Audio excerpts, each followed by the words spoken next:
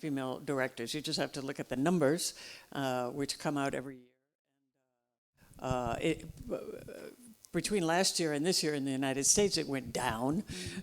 So you can't even say, well, in 50 years we'll achieve equality based on the numbers, because it's just abysmal, and it's an embarrassment how few female directors there are, because film schools in the United States are half women. So it's not like you can claim, well, there's a shortage of female directors. And then the second part was... The second part was about the Me Too, and the third part about positive discrimination. Okay, I may have to ask you about the third part again. So Me Too, yes, and Time's Up really has had an impact in Hollywood. I really feel the difference, and I think all of my peers do as well, which, thank God, it's been a long time since the last women's movement, since the 70s. It's been a long time, and we're really due for some change. And the biggest change that I can perceive is that it's now okay to talk about all of this, that it's really in the front of people's minds for the first time in a long time. And, for example, Gillian Anderson finds out that she's making half of what David Duchovny is making, and she talks about it, and they give her the same salary. So that's unheard of. I think for me and my peers in the past, that we learned to never complain. There's so few roles for women, and they can always find somebody to replace you, or somebody cheaper, or whatever. So never complain, even if it's sexual assault or gender discrimination or whatever. So I think that really has changed a lot. And the third. And finally, would you be in favor of actually setting quotas for women directors, for example? Well, in general, you want to think that it's hard to legislate a creative industry, but I do feel differently about behind the camera and female directors in particular. We're going to be talking about 50-50 by 2020, but it's fascinating to us because we have some similar movements in the United States as well. And what I like about it here in France is the idea of having film festivals commit to meeting a quota. I'll tell you something interesting that I learned when I was in Australia. They have a short film festival every year that's very popular. And every year, only about 17% of the films chosen to compete are directed by women. And they kept trying and trying, nothing's working. They finally said, well, you know what, let's try taking the names off of the films and see if that makes any difference. 50-50. So it just shows there's not a lack of women directors or a lack of, incredibly well-directed films. It's gender bias, it's unconscious bias that's holding them back. So I'm all for trying to get rid of that, the barriers to women being chosen simply from gender bias. Voilà, donc je vais... To translate That's all okay. that, I'll right? go quickly. I'll answer shorter next time. No, it's okay. Donc Geena nous dit, en fait, non, pour répondre à votre première question, ça va pas mieux du tout. En fait, quand on regarde les chiffres, l'année dernière, il y avait encore moins de réalisatrices femmes aux États-Unis. Donc c'est vraiment quelque chose de très embarrassant. En fait, c'est la honte pour les États-Unis. D'autant plus quand on regarde les écoles de cinéma, on voit qu'ils ont quand même 50% femmes, 50% hommes. Donc il n'y a pas un manque de réalisatrices, c'est juste qu'on les embauche pas. Quant à votre question sur Me Too et Time's Up, Geena nous dit que ça a vraiment changé à Hollywood et on peut ressentir la différence. Elle donne un exemple de Gillian Anderson, par exemple, qu'à l'époque de X-Files, en fait, elle a gagné la moitié de David Duchovny, elle en a parlé à haute voix et du coup, elle a pu enfin avoir le même salaire. Ça, c'était inattendu quand Geena a commencé le métier, quand toutes les actrices avaient peur qu'on allait les remplacer avec quelqu'un de moins cher ou quelqu'un qui n'allait pas se plaindre des agressions sexuelles, par exemple. Et puis, quant aux questions sur les quotas pour les réalisatrices femmes, elle dit c'est compliqué de mettre une législation sur une industrie qui est créative, mais quand même, ce qu'il y a derrière la caméra, elle est tout pour le 50-50 avant l'an 2020, qu'on va parler tout à l'heure dans cette conférence de presse. Elle dit ce qu'elle aime bien en France et qu'il y a des festivals qui commencent maintenant à s'engager sur les quotas, entre guillemets, de dire on va essayer de faire une parité. Elle parle de l'Australie, un exemple d'un festival de films de court-métrage, où en fait, ils ne trouvaient pas beaucoup de femmes réalisatrices et en fin de compte, ils ont décidé pour le comité de sélection d'enlever les noms, donc ils regardaient juste les films et bof, comme par hasard, ils ont choisi 50 femmes avec 50% hommes-femmes. Donc elle veut dire, c'est pas qu'il nous manque les réalisatrices féminines, c'est juste qu'il y a une vraie discrimination contre elles parce qu'elles sont femmes. Une autre question, qui a le micro? Voilà, juste ici. Je voulais savoir, est-ce qu'elle n'a quand même pas l'impression qu'elle a fait bouger les lignes déjà en son temps en prenant des rôles qui étaient des rôles plutôt masculins? Alors, est-ce que c'était un effet du hasard? Est-ce que c'était simplement parce qu'il n'y avait pas d'acteur masculin disponible et qu'on lui a proposé le rôle? Et comment elle explique qu'il y a eu une espèce de trou avant que ça ne reprenne? Qu'est-ce que vous attendez par rôle masculin? C'est-à-dire des rôles musclés. Je pense à ce film de pirate dont je ne me souviens plus du titre. Okay. Enfin, déjà même tel Mary-Louise. Okay, he's asking, do you feel that you personally as an actress, you help move the line forward by choosing what he described as maybe perhaps more masculine roles? I guess thinking of Thelma and Louise or other movies maybe that you had, Long Kiss Goodnight, things like that. I mean, do you feel like you personally helped push things forward? Well, it's interesting because in the documentary that I produced, that is sort of a topic of it is, how much can a film or a role make a difference? And I really believed when Thelma and Louise came out, however many years ago, all of the press was saying, oh, this is going to change everything, and now there's going to be so many more movies with female lead characters, and I believed it, and I was very excited about that, and that turned out not to happen, and every few years another movie comes out where people say, now, this changes everything, and it doesn't happen. So obviously there's something at work that's keeping momentum from happening for women. We can have Wonder Woman, but is that going to change? We haven't been able to measure any improvement in the ratio of male to female characters in film yet. So it's a very tiring fact to see this year after year not improve. Voilà, donc Geena nous dit, en fait, c'est un sujet qu'on aborde dans le documentaire, c'est est-ce qu'un rôle ou est-ce qu'un film qui est très focalisé sur les femmes peut changer quelque chose? Et elle donne son propre exemple, après Thelma et Louise, toute la presse disait, ouais, ça change des choses pour les femmes et tout, et Geena dit, même elle-même, elle y croyait, mais en fin de compte, ça n'a rien changé du tout. Et puis tous les 2-3 ans, 4 ans, il y a encore un film, on dit, ouais, ça va tout changer, et puis il y a toujours quelque chose qui arrête cette mouvement vers l'avenir. Même avec Wonder Woman, on dit, ouais, c'est génial, maintenant il y a Wonder Woman, mais il n'y a toujours pas une amélioration dans le nombre de rôles pour les hommes par rapport aux femmes. Ok, une autre question? Voilà, ici, madame.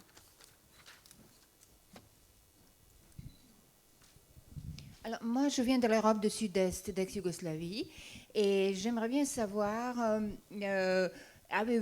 comment vous avez fait pour, d'une actrice très célèbre, devenir une productrice bien prise, parce qu'on aurait pu vous dire, de quoi se mêle-t-elle? Et puis, qu'est-ce qui vous a inspiré pour ce film de devenir productrice, parce que ce n'est pas une mince affaire? Et puis, après, quels sont vos projets, s'il vous plaît? Ok. En tant qu'actrice ou avec son institut? Ou les deux? D'accord, okay. So just to talk a bit more about your personal transition from actress to producer, that path, and also your projects at the moment, your film projects at the moment, and also with the Institute. Right, so I have produced a few things in the past as well. And a lot of times it's something that you're in also, and then you become a producer as well. But I love it. I've always been very interested in producing, and I'm interested in every aspect of filmmaking, so I like to, be able to have an opinion about everything. I'm not drawn to directing. Interestingly, I've never really aspired to become a director. I don't actually want all of those jobs, but Let me think. So I now have, I'm on the 3rd season of Glow, which just came out very recently on Netflix. And I have a couple of other projects that I'm excited about that are in the works. Nothing that I can really announce yet, but I'm, I remain optimistic. Ok, d'accord. Donc elle dit, elle avait déjà produit des films dans le passé, plus souvent les films dans lesquels elle jouait. Elle dit, elle adore la production, elle est intéressée par tous les aspects du cinéma, mais elle n'est pas attirée vers la réalisation. En fait, drôlement, il y a d'autres femmes qui voudraient ce boulot. Actuellement, elle travaille sur la 3e saison de la série Glow sur Netflix. Et puis, elle dit qu'elle a quelques d'autres projets en fait en chemin, mais rien à confirmer pour l'instant. Voilà, et voilà, juste ici. Je voudrais savoir si vos convictions, vos engagements ont pu influencer votre propre carrière dans les rôles que vous avez acceptés ou peut-être dans les refus que vous avez été amené à faire. Est-ce qu'il y a eu une interférence, une opposition entre ce que vous pensez, le combat que vous menez et votre propre situation dans le cinéma américain? Si j'ai bien compris. The question is more about if your beliefs and what you think, what you're hoping for the future of cinema and for women, the influence it had on your own career, perhaps roles that you took or didn't take because of your beliefs, and just talk a bit more about that, the interference that, they might have, the conflict that might have arisen from your beliefs and Hollywood. Right. Well, I've always been very particular about what roles I said yes to. And in the beginning, it was really more a matter of wanting to find parts that I found challenging as an actor. Do I get to do a lot of interesting stuff? Like that I would rather play the baseball player than the girlfriend of the baseball player. Mm-hmm. I would say after Thelma and Louise came out, it really changed things for me because it was the first time I realized how few opportunities we give women a chance to come out of a movie feeling inspired, and we even kill ourselves, and still people were like, hey. So that really sharpened my attention and made me think I want to choose roles based on thinking about what are the women in the audience going to think about my character. And so I did turn down quite a number of parts, nothing that I regretted turning down, but parts that I thought weren't positive for women in some way. And I don't mean that I only wanted to play role models. I don't like that term anyway. And if you think about Thelma and Louise, we kill a guy, evade the law, hold up a liquor store, have sex with strangers, and kill ourselves. But it's Brad Pitt, so it's okay. But it's also Brad Pitt.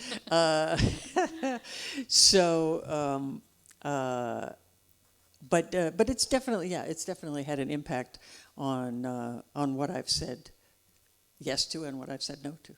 D'accord. Elle dit oui, effectivement, ça a eu un impact sur mes choix dans mes rôles.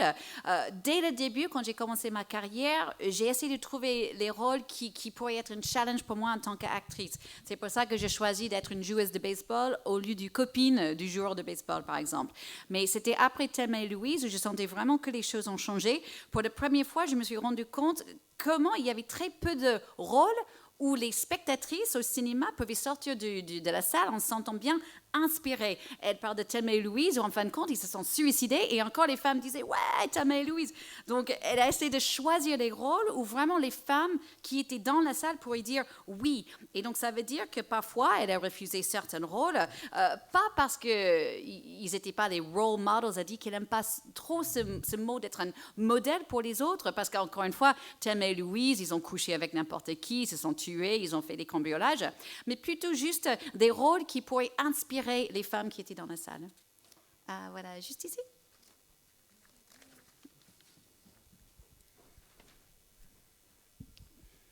Seeing the documentary, I thought, what a loss.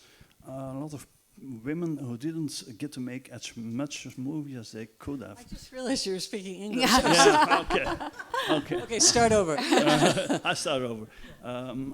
Watching the movie, I thought, what a loss of talent, of human lives, of people who haven't worked as much as they could have. Mm-hmm. Is there something that can be done still for them to get more attention or more whatever.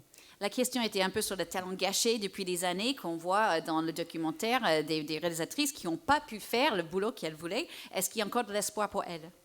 Yeah, I really think about that too. That was very impactful, especially about the women who started out with promising careers as directors and then never worked again.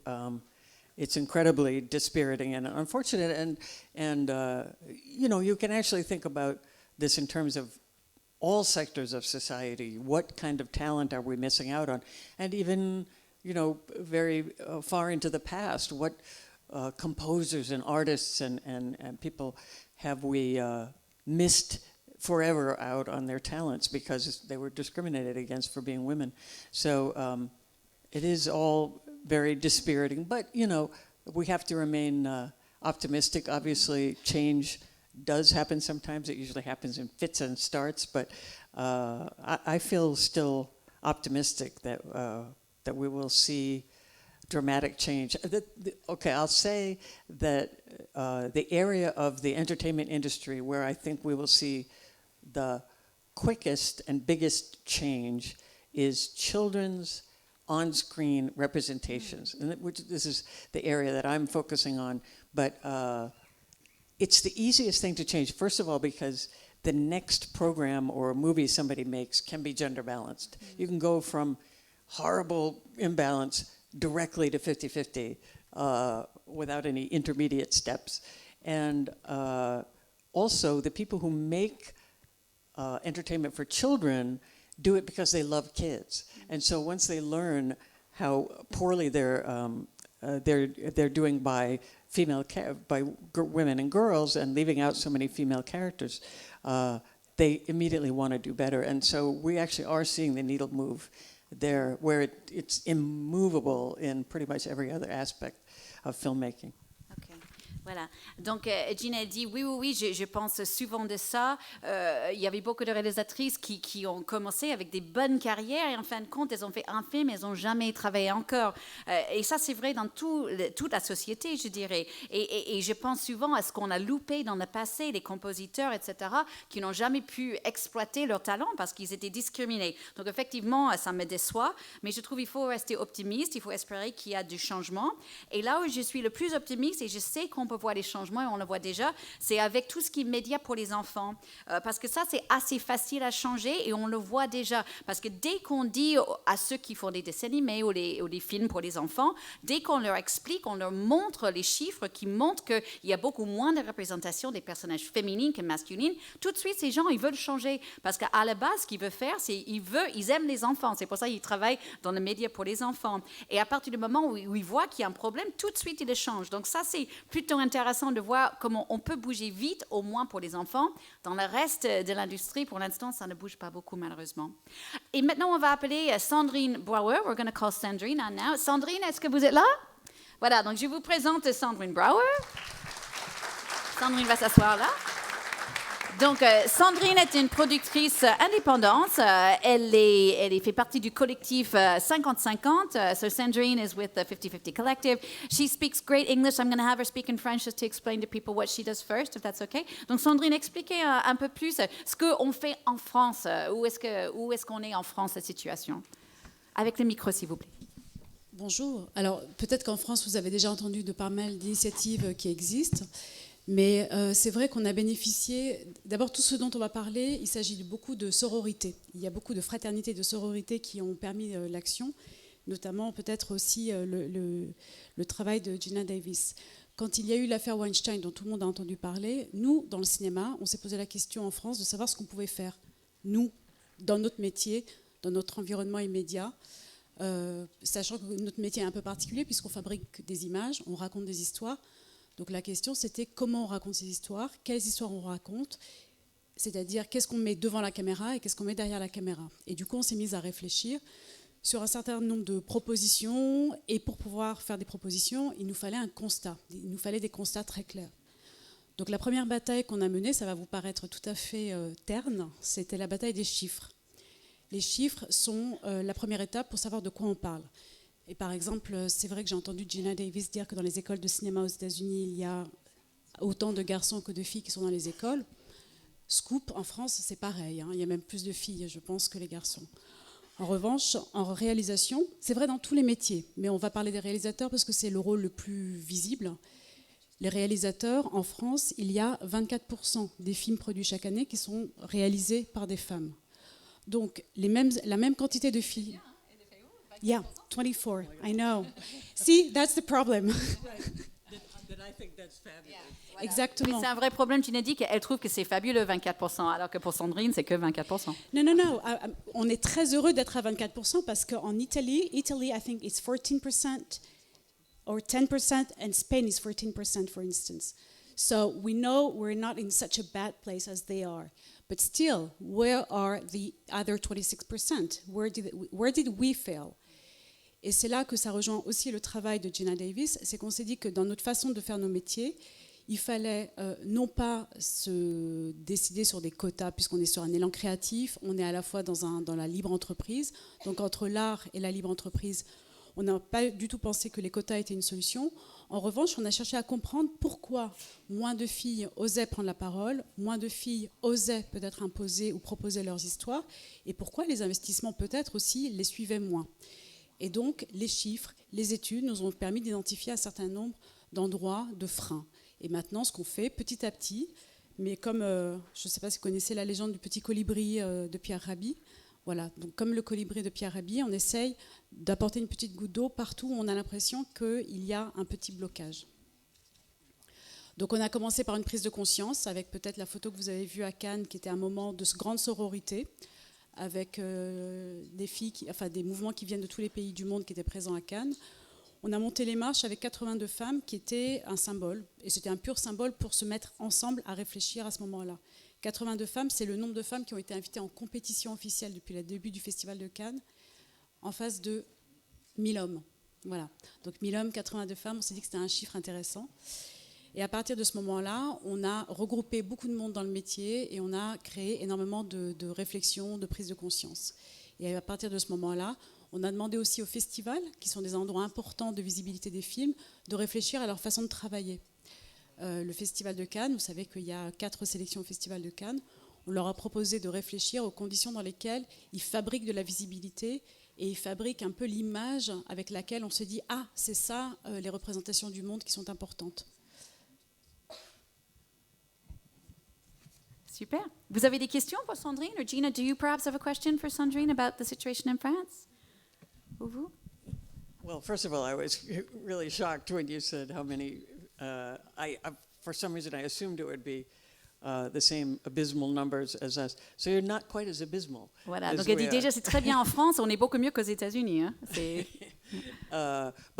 So and did she say in film schools it's 50% women also? Okay. Donc aussi dans les écoles de cinéma ici en France aussi à 50%. See, that's the problem, that people think, well, women don't want to be directors. Well, yeah, they do. They really, really do. Absolutely, they do. And the data that you're also very focused on, they taught us a lot. Because what we do see is that we have 24% of the films that are being directed by women. But when you do a sharper study, you can tell that the cheapest films are directed by women. Voilà. And c'est ça, les films avec les plus petits budgets sont réalisés par les femmes en fait. C'est pas les gros films. And they do lesser film in the same amount of time. Voilà. So let's say that you're a woman director, you would be doing approximately 3 films in 10 years, and the films you're going to be doing are 2 million in France. 2 million, the average budget is 2 million less than the men film, meaning you're also being paid less. Mm-hmm. So you can also, facts are facts. So you can also, it's an easy story to understand that slowly, after the second film, there are less women than men. After the third film, even less. And then after the fourth, of course, they tend to disappear. Mm-hmm. Voilà, donc Sandrine disait, excuse-moi, je me permets, c'est que donc si les femmes réalisatrices en France, en fait, ils font 3 films tous les 10 ans à peu près, et en règle générale, ils gagnent, en fait, c'est le budget du film qui est 2 millions de moins que les films qui sont réalisés par les hommes. Donc du coup, ça veut dire qu'elles gagnent moins d'argent. Donc au fur et à mesure, on voit du moins en moins femmes réalisatrices après le 2e, 3e, 4e film, et il y a encore moins. Voilà. Maybe just a word to wrap up on what we perhaps, or what the audience could be doing to try and help change things? Est-ce qu'il y a quelque chose que nous, en tant que public, les spectateurs, pourraient faire pour essayer d'aider pour que les choses changent? Ou en tant que journaliste, peut-être, or as journalists, if not viewers? What do you think? Are there things that the Viewing public can do about female directors? I don't know if it's much about female directors. I think that, we're talking a lot about the male gaze. Yes. I'm not sure we should be that sharp about saying that it's a female film, Right. a female film or a male film. I think what is important maybe is to sharpen our understanding of what we call a male gaze or a female gaze and make sure we understand stereotypes. Any stereotypes, by the way? Mm-hmm. Probably that's the audience job, and we could certainly help into that too. Mm-hmm. Right, because Ridley Scott directed Thelma and Louise, and so, but I think the movie was made with a female gaze, so I think you make an excellent point. Voilà. Ok, très bien. Vous voulez vous traduire, Sandrine, sur the gaze, en fait, le regard masculin? Oui, en fait, j'imagine que vous avez beaucoup entendu parler aussi de ce qu'on appelle le female gaze ou le male gaze, qui est la façon dont le regard est déjà complètement stéréotypé et ce qu'on attend d'un rôle féminin, ce qu'on attend d'un rôle masculin.